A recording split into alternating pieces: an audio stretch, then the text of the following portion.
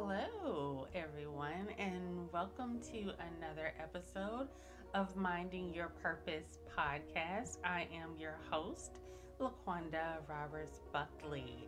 Um, this is kind of new, so it's been a while. I took a good needed break, but I am also broadcasting this on my YouTube channel, Laqwanda. So you can now find the podcast on my YouTube channel.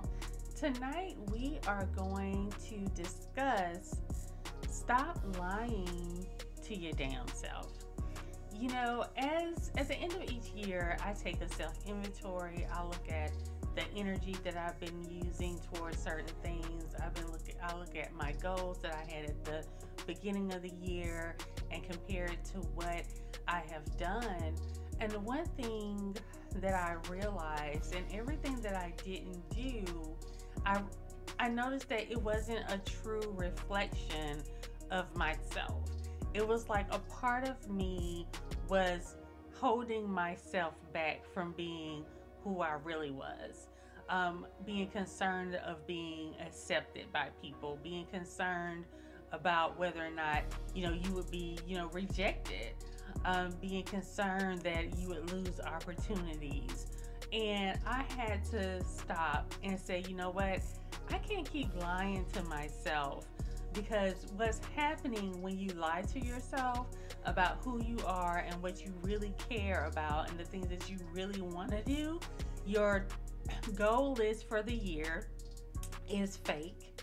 It's not rooted in truth of who you really are and truth of your real purpose.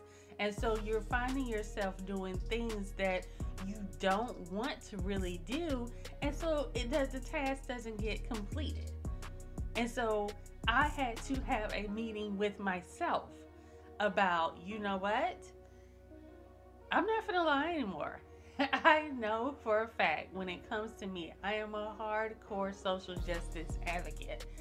I care about wellness in general, not just mental health.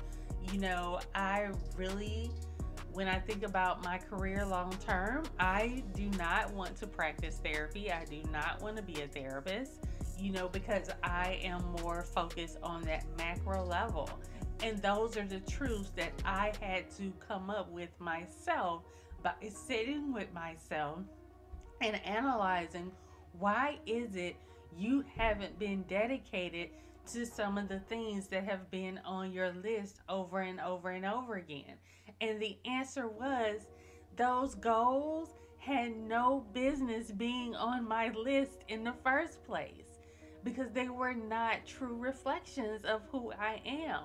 And so right now, if you're at a point where you're noticing that certain goals are not being met, that certain things, tasks that you've given yourself, aren't coming to pass, ask yourself the hard question, hey, am I supposed to be doing this anyway?